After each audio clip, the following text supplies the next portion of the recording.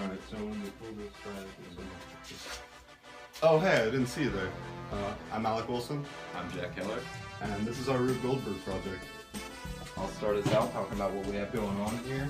And we actually start out with, this is a launcher right here.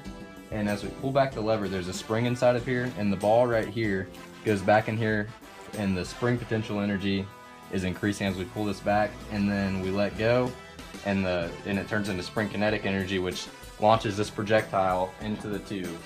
And as it goes through the tube, we come around, and the projectile or the ball eventually hits this first domino. And this is actually action-reaction pairs, and this continues for all of the dominoes.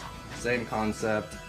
And then we move over here, and one of the dominoes finally hits this board, and this board is held up by the stopper right here, which is keeping this cup level right now, and it's from a normal force of the platform. And when this platform is released, the normal cup will fall, and this pulley system we have going on up here will then be initiating, and it'll create torque, which will set this motor into circular motion. Okay, and once this motor starts spinning, it's going to spin like a fan, counterclockwise, and eventually it will hit, after a few spins, it'll hit this baseball. This baseball will roll down this tube right here. I don't want it to hit. Boom. It'll roll down, hit this board and this screw simultaneously. The baseball and the board is a perfectly inelastic collision, and this is not. This screw goes into this coffee container right here, and this coffee container is one half of the Atwood's machine we got going here. The mass of the screw will send this into motion and send it going downward. And on the other side, we have another coffee container, which will be going up due to the mass over there.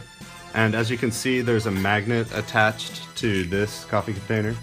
And as this goes up, here we have a trigger right here, and there's a magnet attached to this trigger.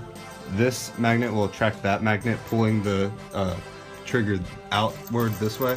And the trigger is actually holding in a lever which has a lot of spring potential energy right here. And once this magnet hits that, it'll come off the nail. It'll come out of that hole off the nail, and the spring potential energy will turn into kinetic energy. Oh, it just did it right there. I'm holding it up right now. And this lever will go down onto the button. The blue bomber will knock the red rocker's head off. And there's also a spring inside the red rocker's head, which sends it going up. And that's about all we got here, and that's the objective, and we're about to do it. So let's go.